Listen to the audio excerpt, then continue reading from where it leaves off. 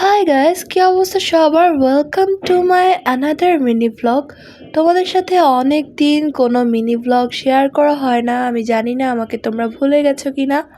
আজকে তোমাদের সাথে আমি আমার নানু বাড়িতে ঈদের পরে কিভাবে দিন কাটাচ্ছি সেটাই একটু শেয়ার করেছি। তো এটা হচ্ছে দুপুরবেলা আমার নানু একটু ভর্তা মাখাচ্ছিল, তেঁতুল ভর্তা। এটা বেশ মজা হয়েছিল খেতে। আমি ভাবলাম যে একটু ভর্তা খেতে খেতে একটু টিভি দেখা যাক, বাট ট্রাস্ট মি ভাই, এত বাজে লাগে ডিসেল চ্যানেলে যে কি দেখায় ওরা, আমি বুঝি না।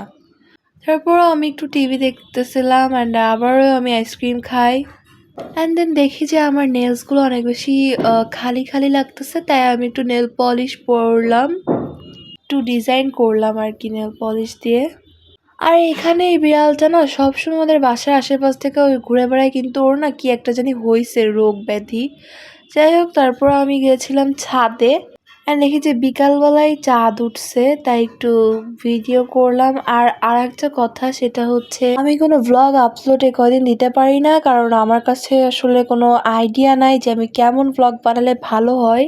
বাট কিছুদিনের মধ্যে ভালো ভালো ভ্লগ আসবে, তোমরা একটু ওয়েট করো। আজকের ভিডিওটা এই পর্যন্ত।